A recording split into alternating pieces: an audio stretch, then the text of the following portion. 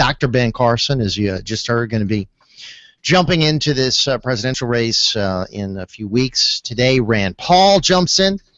And, of course, just recently Ted Cruz jumped in. So now we wait for Hillary, who could be jumping in at any minute, according to reports coming out today.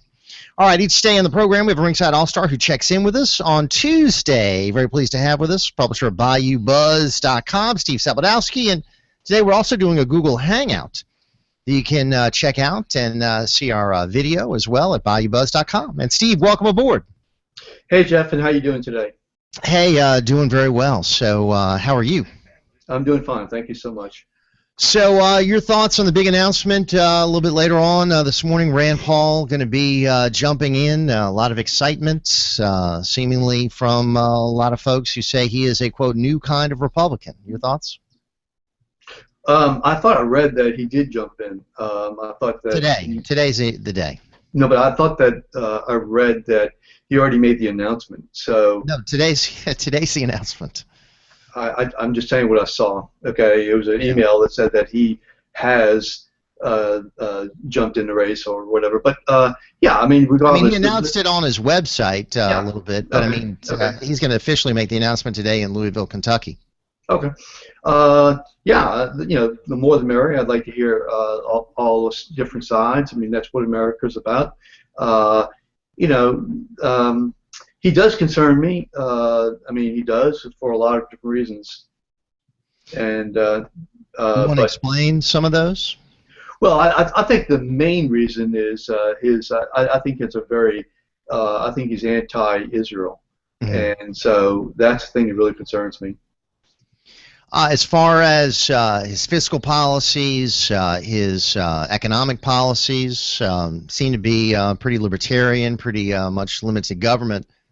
But I guess he's going to try to appeal more to African Americans, to younger voters, and broaden the base of the Republican Party. I mean, that's what's going to be his pitch.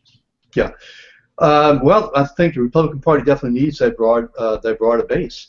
And to the extent that he's able to do it in a credible way, I think people should, you know, look at his candidacy. Again, my concern is that you know, he totally rubs against not just Israel, but you know, rubs against a lot of the foreign policy positions that I believe the Republican Party basically has you know, stood for.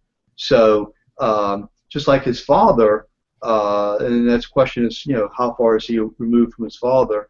But his father was pretty. I mean, it was pretty clear that he was. I mean, I think that had he been president, we probably would have been in a lot weaker position than under Obama in terms of foreign policy. So that, you know, it scares me. You know, his candidacy does scare me.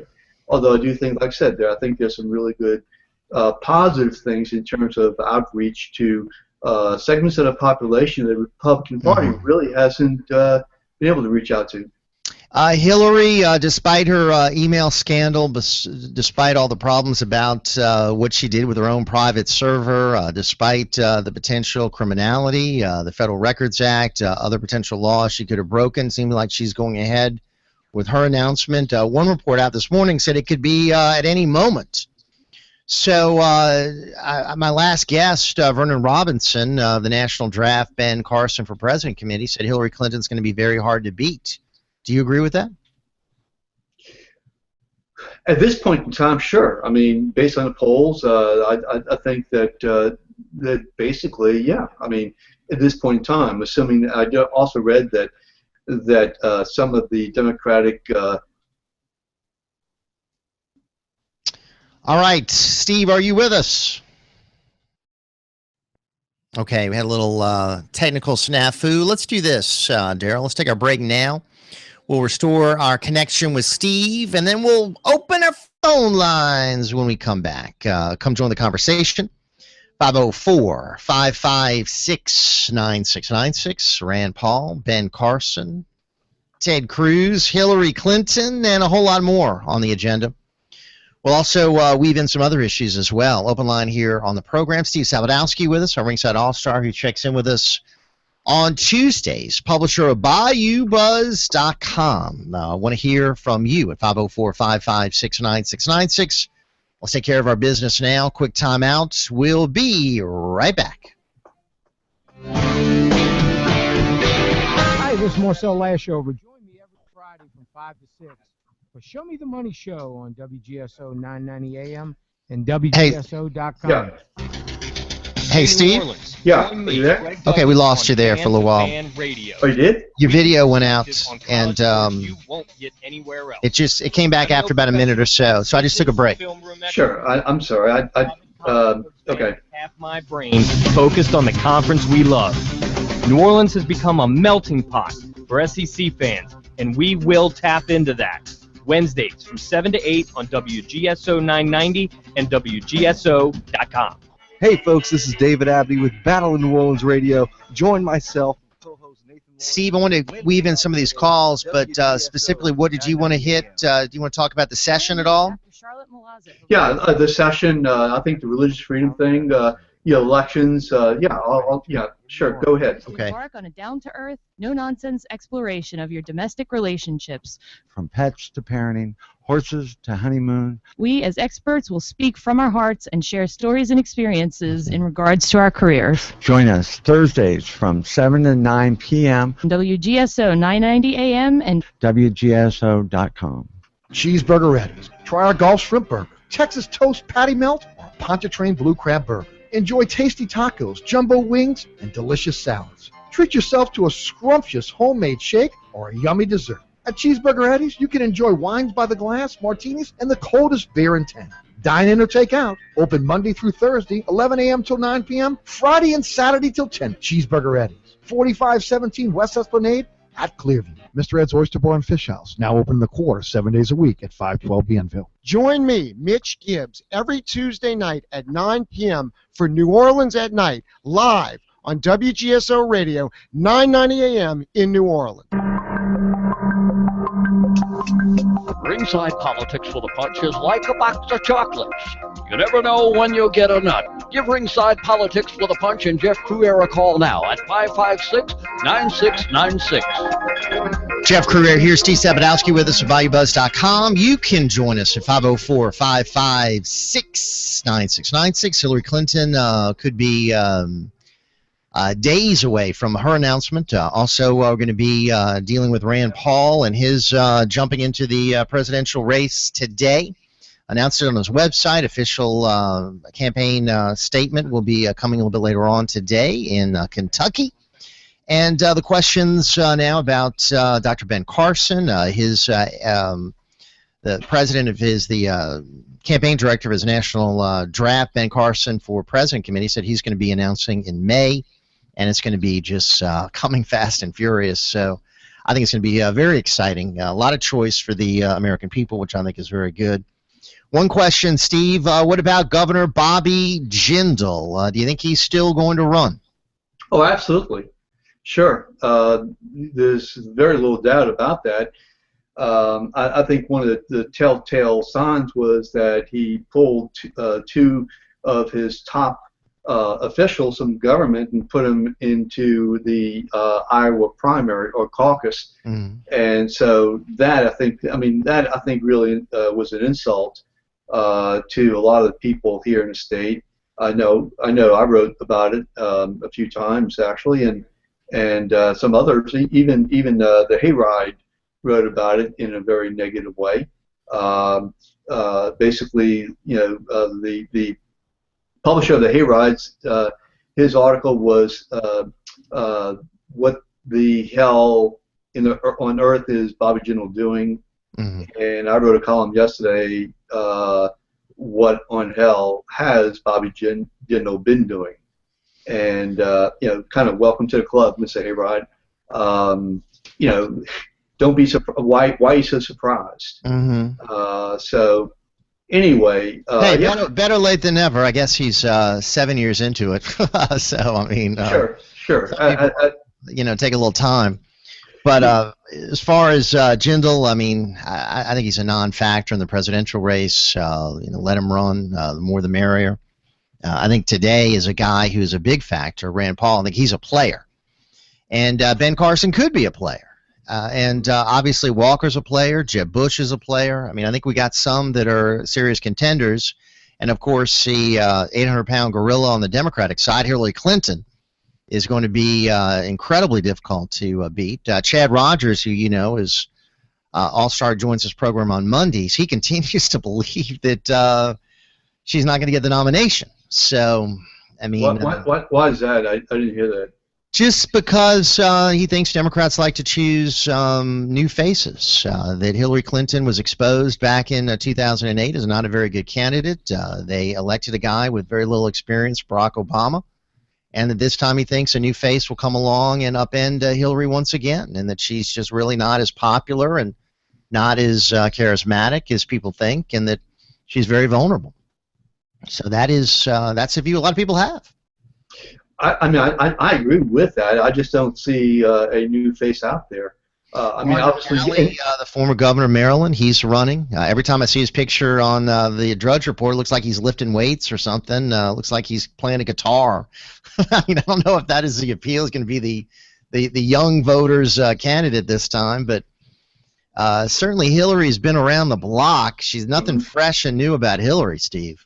Right. No, look, I'm certainly not a. I mean, like I said, I don't like the Clinton situation. I really would like to have somebody else out there, and the more people on the Democratic side, the more people on the Republican side, as far as I'm concerned, the better. Yeah, I agree. That's my view exactly.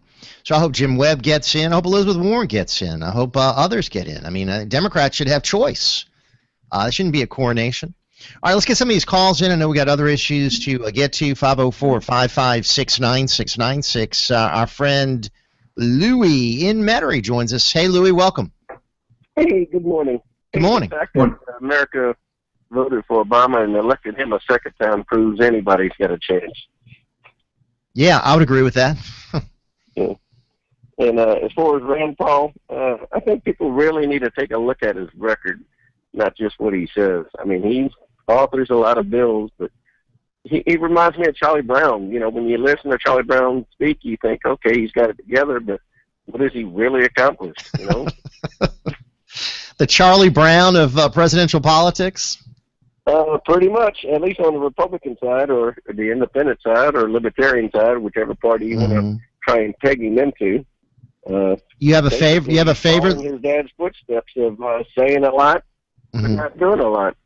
You can put a lot of bills together, but if you can't get backing behind them and you can't get them passed, you know, that shows you don't have the leadership that's needed. Do you have a favorite, Louis? Right now, I got to say Scott Walker, but I'm still open. To me, it's 208. There's not enough people declared. I'm like you, more the merrier. Of course, that don't necessarily we have more choice. It just means we have more people to choose from. The choices are going to be pretty much the same. You got a few of them giving different spins, but for the most part, you either got to have your established candidate or the ones talking against the established candidate. What about Governor Jindal? He definitely won't have my vote. Okay. Well, from what I've been seeing in the news, I don't think he'll have much of anybody's vote. But, I think he's going to stick around, and I think Rand, he's doing the same thing with Rand. Hoping maybe that if he does fairly well, that somebody will offer him the VP seat. So you think that's what Rand is really doing? Yeah, because I don't really see him having a chance of winning. I really don't. He's, you know, got the wrong issues when it comes to Israel. He's got the wrong issues when it comes to the defense of our country. And in an era when we're going to be facing more and more of a threat from Islamic terrorism, do we want a president who's going to be cutting defense? It's nuclear terrorism. It's not just regular. You know, you got to remember, Iran's looking for ICBMs, so it's not just Israel they're looking for. They don't need an ICBM to hit Israel. And Louis, what about Hillary? Do you think she's the real deal? Do you think she's going to be difficult to defeat? Well, like I said, we elected Obama a second time, so anything can happen. Although I think the younger crowd has woken up to a little bit. Mm-hmm. And from the young people I'm talking to, a lot of AmeriCorps people and stuff like that, ones that got Barack in there, they're not too hot on Hillary. Yeah, that's why I think Chad could be onto something when he thinks she could be vulnerable. And yeah, I think she's a lot more vulnerable than they think. They just right. They want to keep her as the top runner until they can figure out who they can put. Right. Well, let's look at how she dealt with the email scandal. She fumbled it. I mean, her comments at that news conference were abysmal. Look at how she dealt with Benghazi. Her comments before that committee didn't really put that issue to bed either. So there's an old saying that, never let them see you sweat. Mm-hmm. Democrats are sweating it, but they're not going to show it, and so they'll keep Hillary up there until they got somebody that can take her down. Yeah, we'll be watching closely. Thank you, my friend. Louis in Metairie. Steve, any thoughts? I agree with much of what he's saying, quite frankly. I personally believe that we should have as many candidates. So one thing I do want to mention is, and you and I have discussed this before and actually disagreed about it, and that is that I'm looking for somebody with who really has seniority. Maybe I'm getting older, but I know that you've written a lot about Obama not having the experience, and I don't see any of the Republican candidates so far having the requisite experience. And I think that like Louis said, America voted for Obama, proved that we can elect anybody. And I just think we really need to look at somebody with experience. John McCain, certainly would be somebody I wish would be running. Well, he's running again for Senate. So I know that. I for a sixth term. What I'm saying is, and I'm just pointing out John McCain. I'm just saying that I wish that there was somebody out there. I believe the senator from South Carolina. Is someone who's been in the Senate for a while. I certainly would look at him. Mm-hmm. So I just think having a one-term governor, one-term U.S. senator, is something that makes me feel really queasy. All right, let's squeeze in one more before the end of the hour, and we'll keep this rolling. Let's go to our good friend, the people's champion, the one and only. It's Zorro. Steve Crouere, the Madam President Clinton will rule like a queen for 8 years, but that's not why I called. Last Friday, and I want to ask Steve about this, last Friday in peaceful Lily White Slidell, a vicious Caucasian named Jeremy Lackey, perhaps an ultra-radical, far-right member of Sovereign Citizens or some such organization, shot at police and hit an officer in the leg and walked away arrested, but unscathed, physically, not beat up, still alive. He was charged with 3 counts of attempted murder of a police officer. And I'm just kind of wondering, why does the race of a criminal matter more than the crime itself in Louisiana Talk Radio? I heard none of the usual suspect callers to the show, law and order types who fall over themselves getting to the phone when the shooter is black, called in. Why does the race of the shooter matter more than the crime itself? Thank you very much. Zorro's comments. Steve, we'll take a brief time out, get your thoughts on that and all the other issues on the table, and others can chime in. We'd love to hear from you. Here's how you can participate. Just pick up the phone, give us a call, 504-556-9696. Open line here. We're talking a lot about the big Rand Paul announcement. Also, Hillary's on the verge. Dr. Ben Carson getting close. And we could see more jumping in the days ahead. We'll deal with that and a whole lot more right here on Ringside.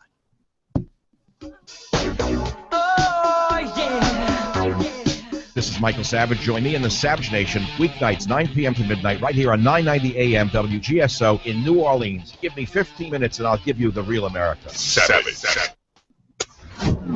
This is the Blaze Radio News. I'm Chris Barnes. Bo Bergdahl did not just walk away from his post in Afghanistan without a plan. That according to a retired lieutenant colonel who says he's spoken with sources who've seen a 2009 NCIS report on Bergdahl's activities before he disappears. Intel expert Anthony Schaefer saying it shows Bergdahl had one of two intentions, either to gain passage to Uzbekistan because he wanted to talk to Russian organized crime. The other thread says that he did move out with a purpose. He had Afghan contacts, and he was actually trying to offer himself up to the Taliban. Schaefer saying on the O'Reilly Factor on Fox News he's heard top administration members were aware of the evidence when they engineer a swap of Bergdahl from the Taliban for the release of 5 top terror commanders from Gitmo last year. Senator Rand Paul jumping the gun a bit as the Kentucky Republican set to announce at noon Eastern for the GOP presidential nomination at a rally in Louisville, but in fact he's already announced on his website earlier today. This is news on the Blaze Radio Network. Everyone is making the switch to the Blaze to make it their source for the truth. Why not make it your source for the truth? Make theblaze.com your homepage for news that the other outlets won't even touch.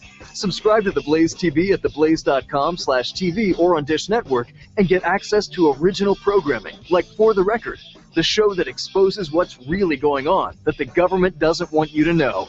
And Real News, the daily conversation on the topics of the day that matter most.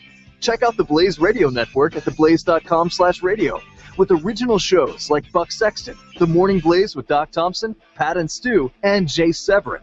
Or, if you need something to hold in your hands, subscribe to the Blaze magazine. So basically, anywhere you need to go, you can take the truth with you by taking the Blaze with you. This is the Blaze. Truth lives here. So just to recap, anywhere you need to go, you can take the truth with you by taking the Blaze with you. Find out all the ways at theblaze.com. The fate of the Boston Marathon bombing suspect Johar Tsarnaev now in the hands of the jury. The panel beginning to weigh evidence to determine if Tsarnaev is guilty of carrying out that 2013 attack that kills 3 and injures over 260 others. During his final instructions to the jury, the judge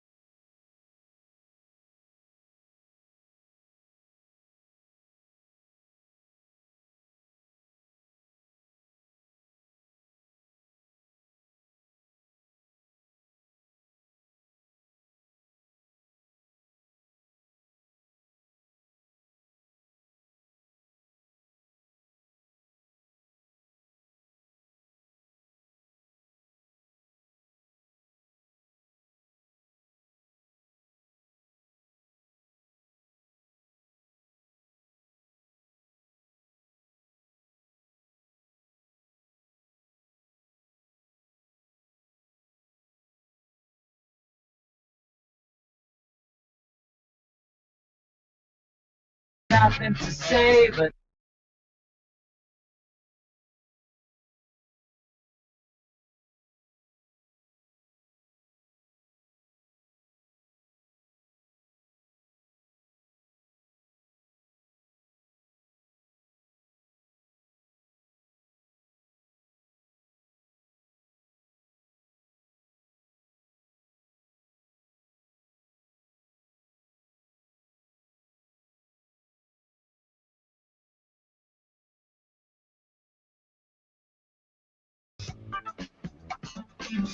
All right, one jam-packed hour coming your way a little bit later on this hour. Eric Wemple going to be joining us.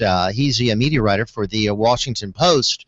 We're going to talk about the scandal involving the Rolling Stone magazine and UVA's Phi Psi fraternity, and what could be a big legal battle coming. They're threatening to sue, and some say they've got a very good case. We'll talk about all of that a little bit later on with our guest from the Washington Post.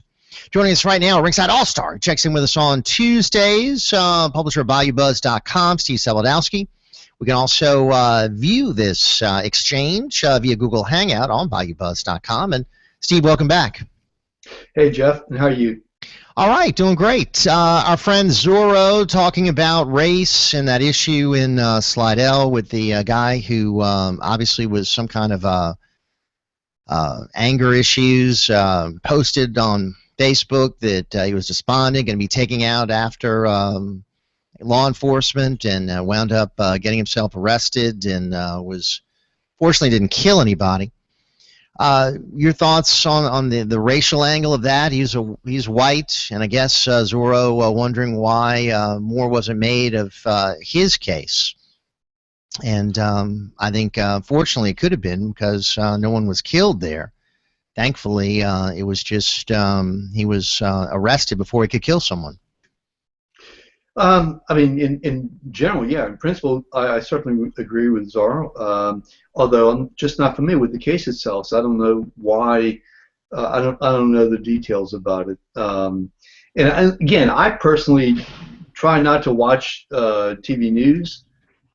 Because like I did watch it yesterday, and it's like 90% about crime. So yeah, I just stay away from it. I'm sorry. Yeah. Well, I mean, it's overwhelming. The crime problem is such an issue, and it's all over. And I was talking earlier in the program today about a shootout in Harvey yesterday that involved JPSO deputy, and of course, we have continual problems in New Orleans, involved in a fundraiser for the family of Michael Price, who was the of course, pizza delivery driver who was killed, and trying to do what we can for his family. So, yeah, it's a never-ending issue, and it's certainly not something that just impacts New Orleans, but the surrounding area as well.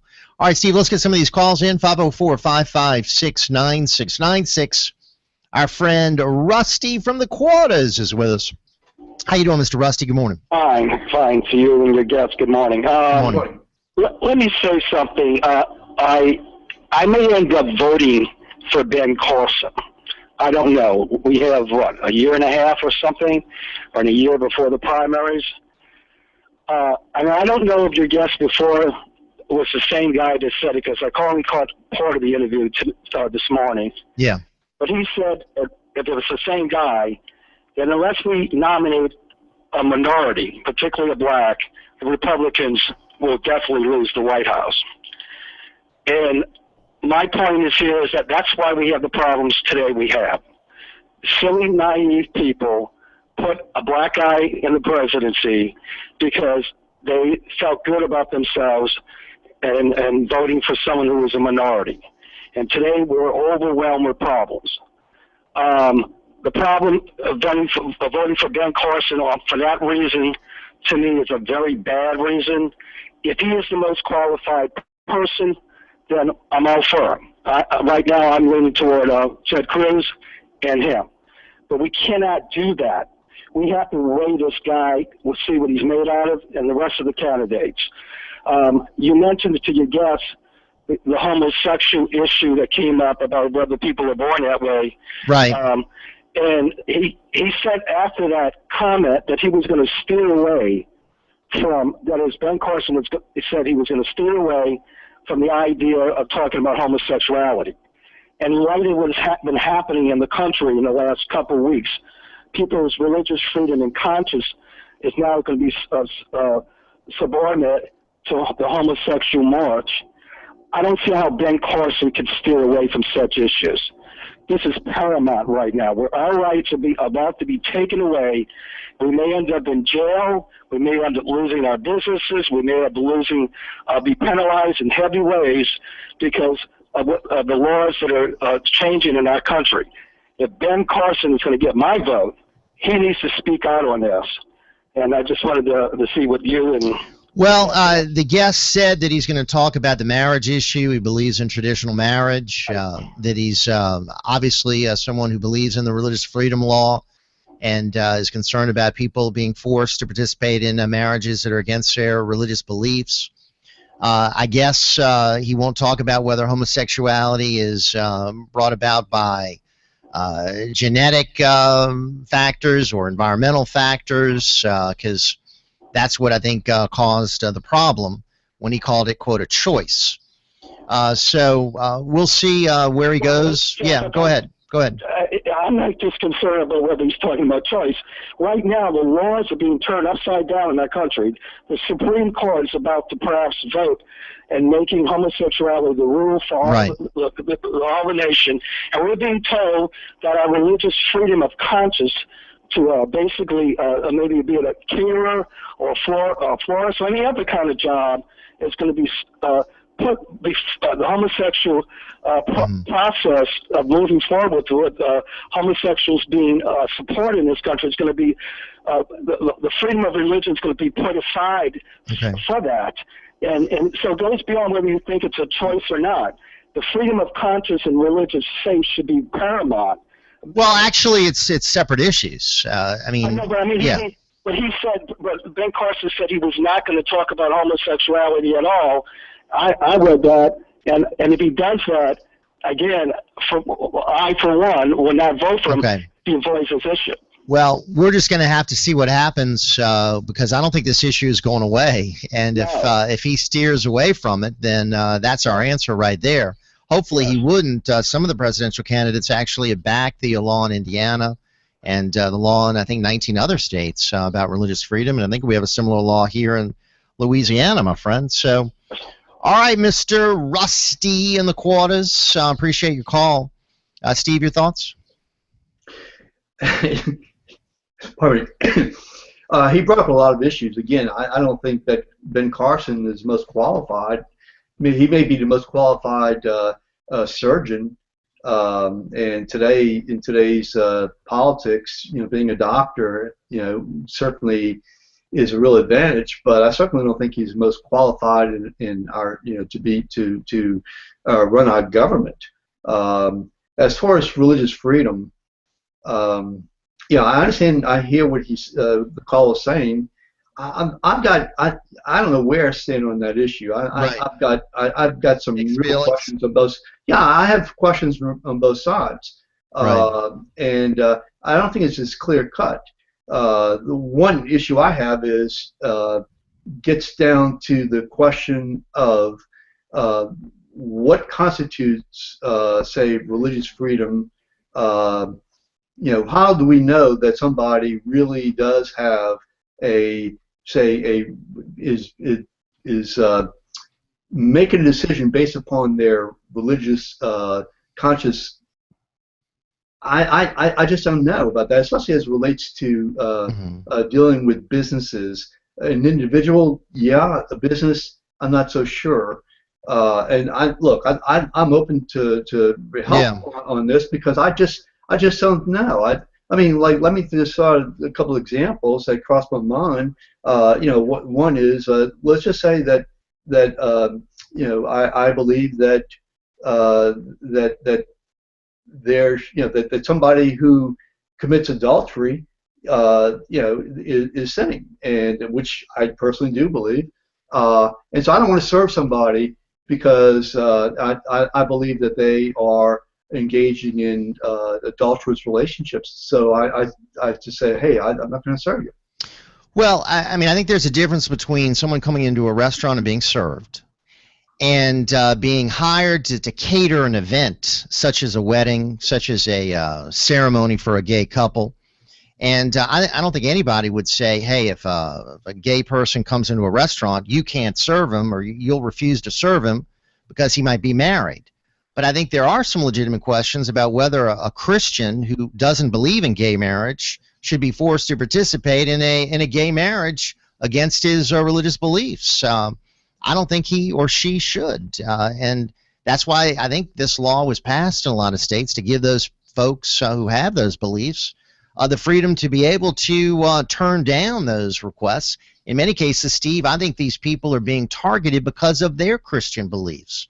You can't tell me that there aren't other photographers and bakers and caterers in all these areas who would love to do business with a gay couple and would love the business opportunity. I think these folks are being targeted because they know that they're Christian and they want to make a big deal about it.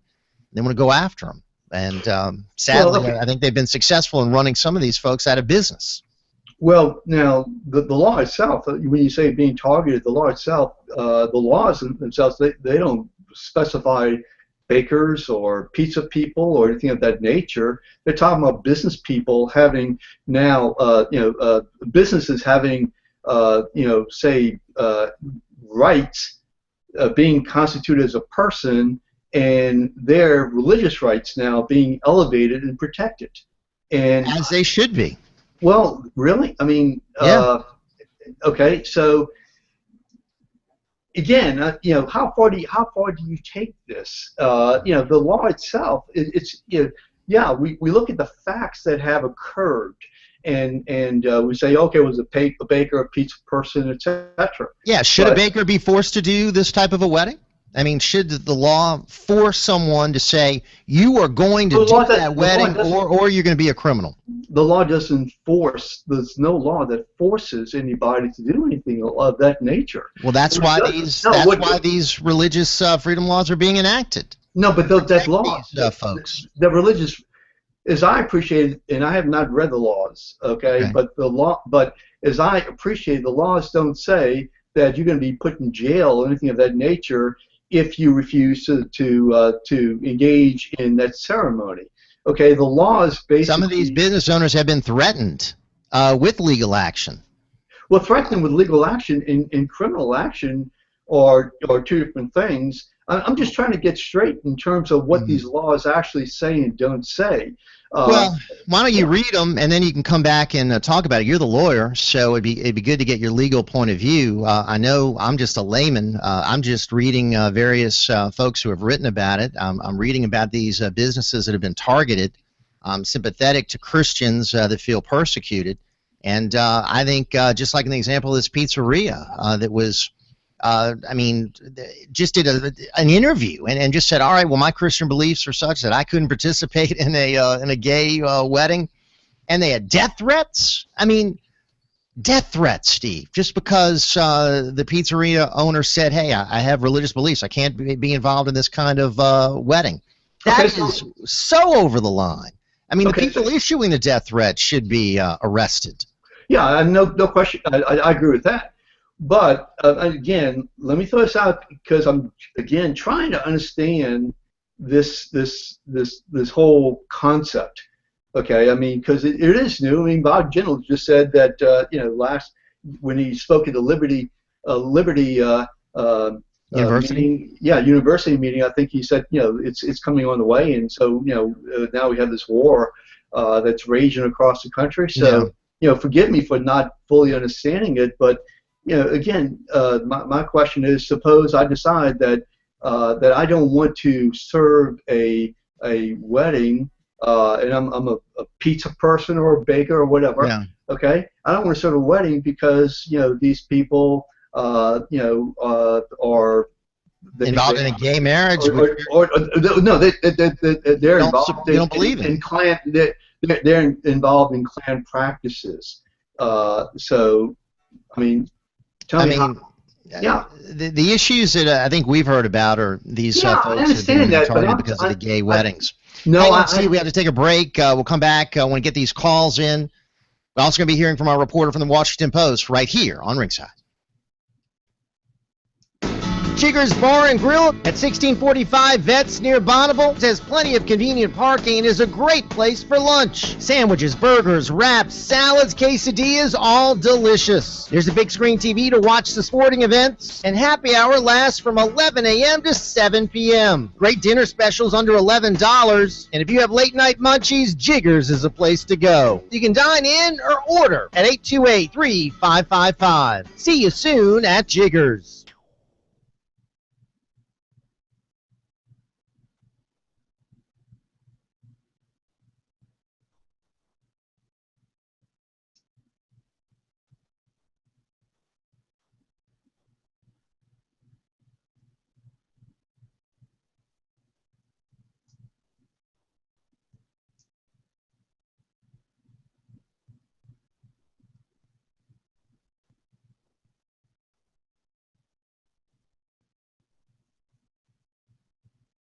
Hi, it's Marcel Lashover from Show Me the Money Show. I have a couple questions. Do you have a mortgage? What if you don't come home from work today or get hurt at work or even get a critical illness like a heart attack, stroke, or cancer? Who's going to pay your mortgage payment so your family does not have to lose their house? Call One Stop Financial Group at 504-708-1300 to get a free customized plan to protect your family today and not lose your home. 504-708-1300. Hi, this is Jim Spyro. Join me every Wednesdays from 5 to 6 p.m. on 990 WGSO or WGSO.com. Remember, your influence counts. Use it. See you then. Join me, Greg Douglas, on Fan to Fan Radio, your college sports headquarters in New Orleans. Wednesdays, 7 p.m. on WGSO 990 and WGSO.com. Austin's Seafood and Steakhouse. From fresh Louisiana seafood to mouth-watering fresh-cut prime steaks and delectable Italian dishes. Austin's offers an extensive wine list and a fully stocked bar. Located at 5101 West Esplanade. Casual upscale dining in the heart of Metairie. Serving dinner Monday through Saturday from 5 to 10 p.m. Have your next event with Austin's. Banquets, luncheons, or rehearsal dinners. For reservations, please call 888-5533. Austin's, a true dining experience. Mr. Ed's Oyster Bar and Fish House, now open in the quarter 7 days a week at 512 Bienville. Bon appetit. This is Cynthia Clark, your food reporter for the Cuisine Report. Join me each Thursday at 5 p.m. on WGSO as we talk everything food in Louisiana. How's that hope and change working for you? That's what we were promised, and I don't know about you, but there's a lot of things I hope they change right away. If you don't agree, give Ringside Politics with a Punch a call right now. Call Jeff Crouere at 556-9696.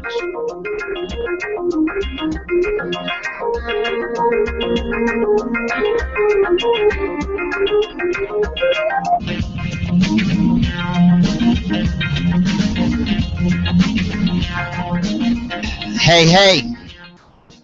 All right, we're rolling along here. 504-556-9696, doing a Google Hangout with Steve Sabludowsky, publisher of Bayoubuzz.com.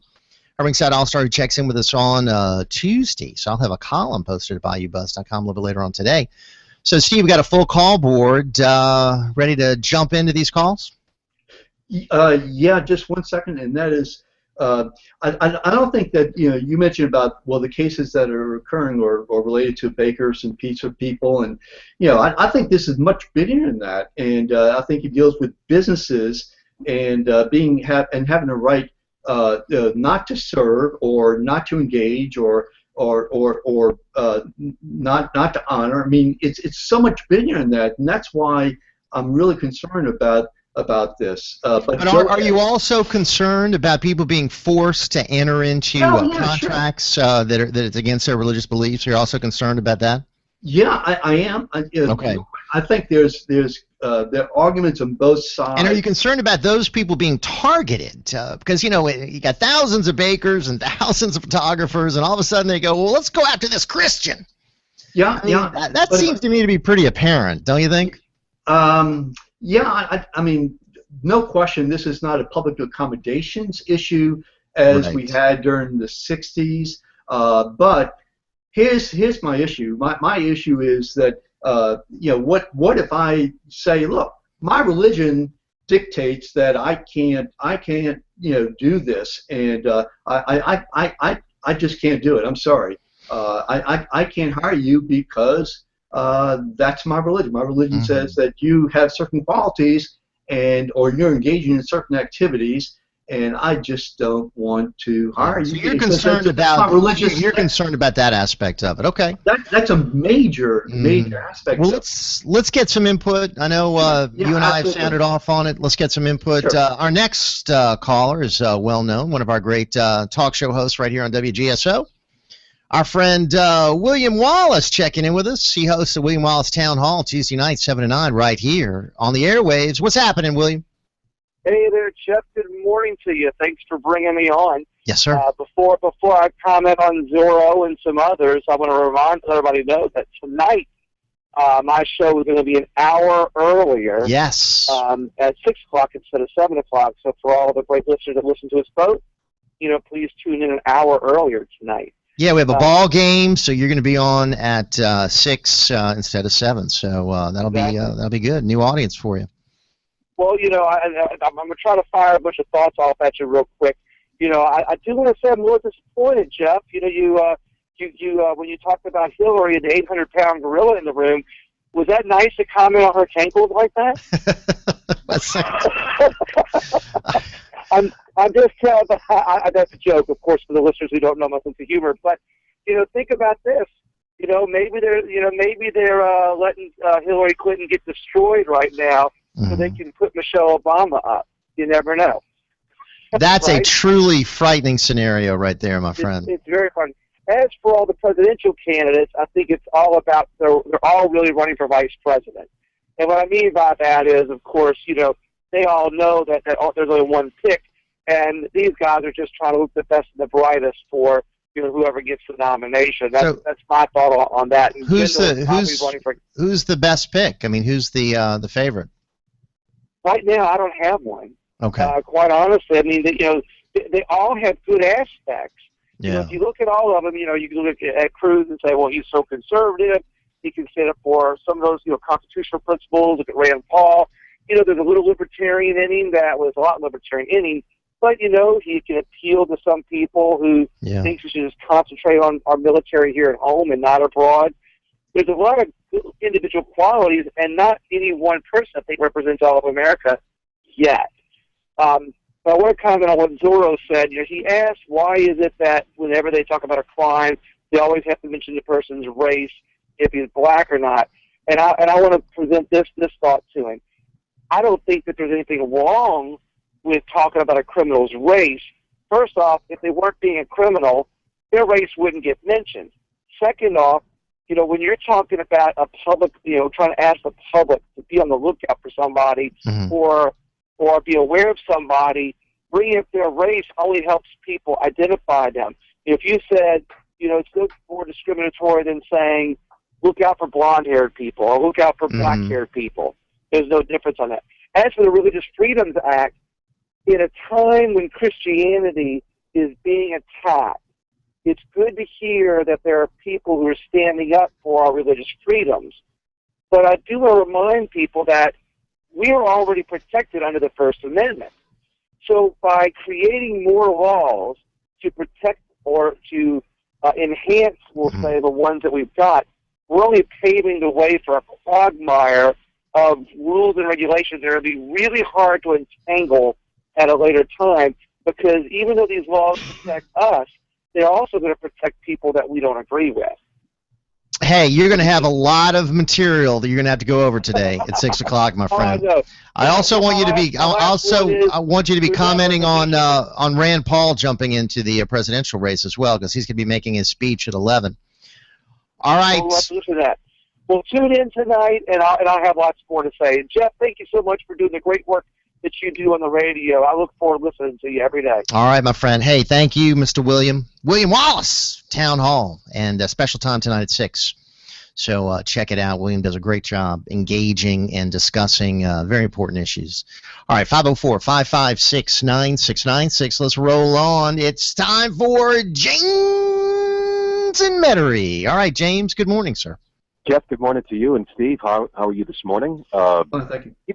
Recently, Steve started out talking about Bobby Jindal. You know what, Jeff, a judge ordered Tom Benson to undergo a mental evaluation last month to determine if he was mentally competent to make decisions. I wonder if our legislature could order a mental evaluation of our so-called governor to determine if he's mentally competent, given the fact that he thinks he can be president based on his record and what he's done to higher education in the state. So maybe like Earl Long, they could order that evaluation and maybe even put him in a mental institution for a few days to find out just what in the hell is wrong with him. Don't stop at higher education. Mention the budget. I would say also ethics. I mean, it goes on and on and on.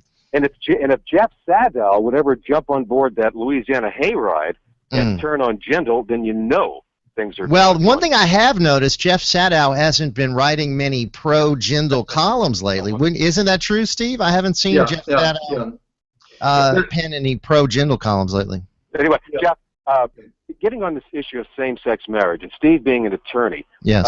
Just some quick research. Back in 1968, the Supreme Court ruled 8-0 against a white Christian conservative male racist in South Carolina who tried to use his religious beliefs to discriminate against black customers. The guy owned a restaurant. I think it was a barbecue restaurant. His name was Maurice Bessinger. 8-0. The Supreme Court says, no, sir, you white racist, you cannot discriminate against blacks. You have to serve them in your restaurant. And this guy used the Bible continuously to justify his racist stand against black people. Well, the Supreme Court says, no, that was patently frivolous. So religious beliefs are not an absolute defense against a person who wants to discriminate. That's a 8-0 Supreme Court decision. And one more thing, concerning same-sex marriage, I said it last week, the tide is turning, whether you like it or not, that's the reality.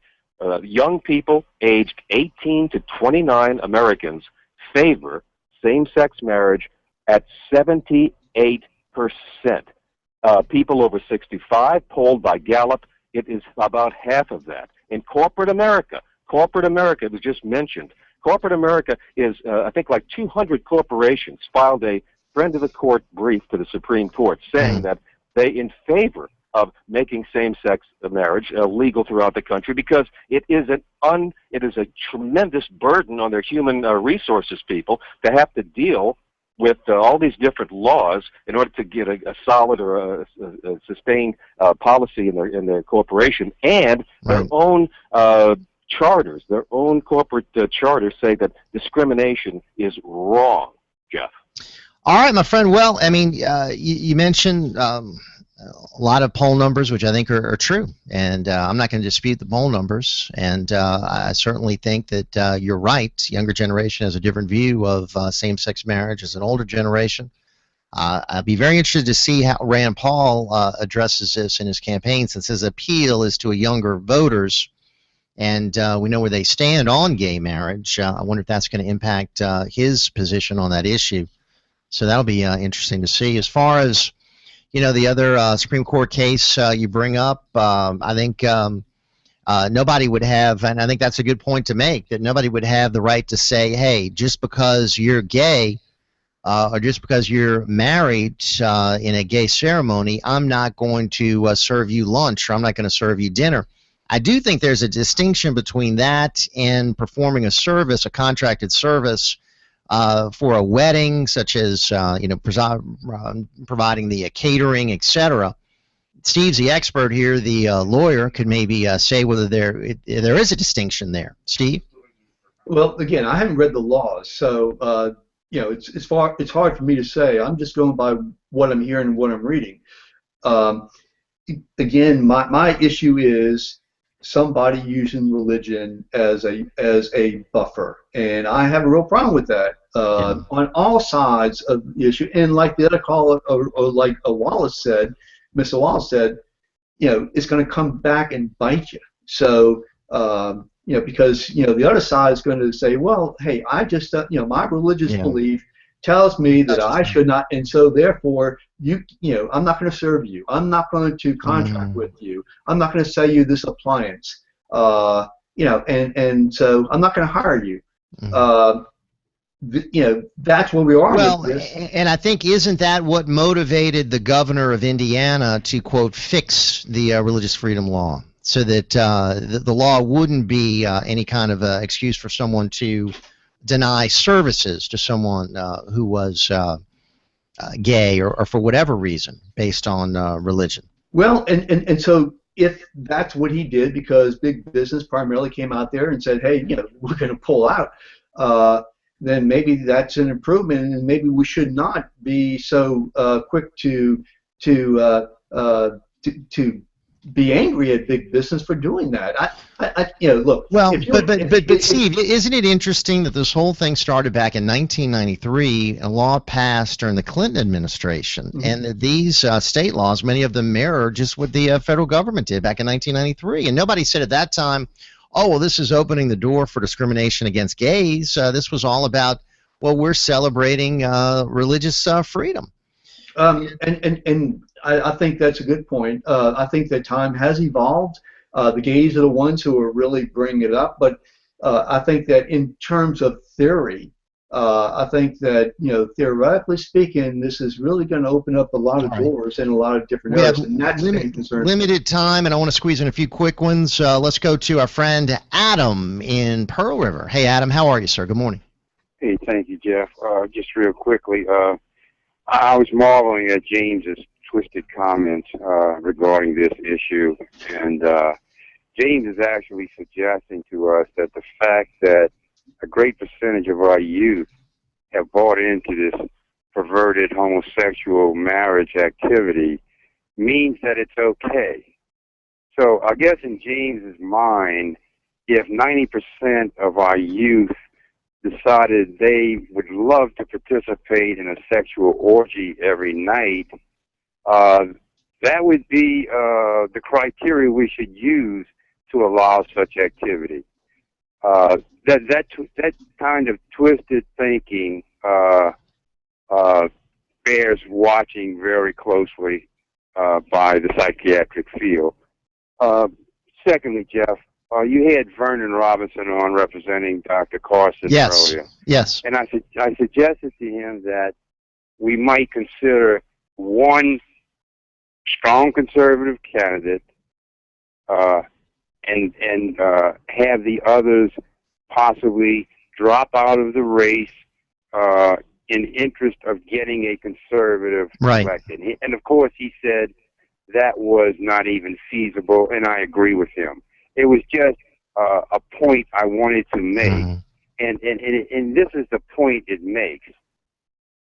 Maybe, and I think it's a very strong maybe, this is the reason we need a conservative party, a third party, so that we can whittle our conservative candidates down to one, and we won't have to worry about a rhino getting the nomination based on the fact that we've watered down all the conservative candidates. So this points me more and more toward a third party. I'm hoping we can get by and get a conservative candidate in the Republican. It's not going to be easy, Adam. No, it's not, Jeff. It's going to be very difficult, and I agree with you. I agree with you. I think this is the final chance. If the Republicans don't nominate a conservative again, and we have another rhino, then I'm going to be with you, wanting to start this third party, because I think, hey, enough is enough. We've waited ever since Reagan for another conservative. It hasn't happened. I mean, it's ridiculous to continue to wait on the Republican Party. Steve, we got very limited time. I want to try to squeeze in quickly here. Rob in Mandeville. Rob, welcome aboard, sir. Good morning. Good morning, guys. How's everybody? All right, Mr. Rob.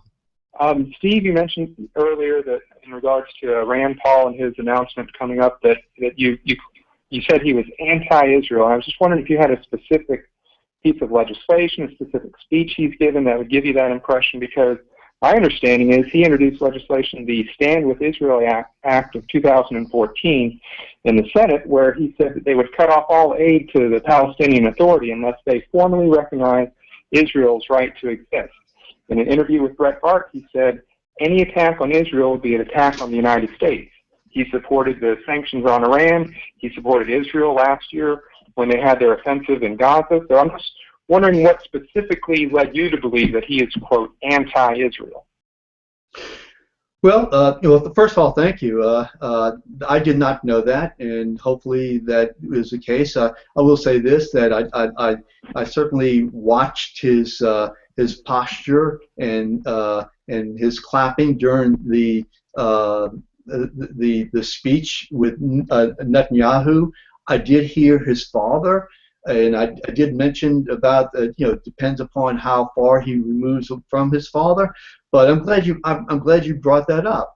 I think that a lot of people, other than myself, believe that he is soft on the military, and he's going to have to, if he's not, then fine.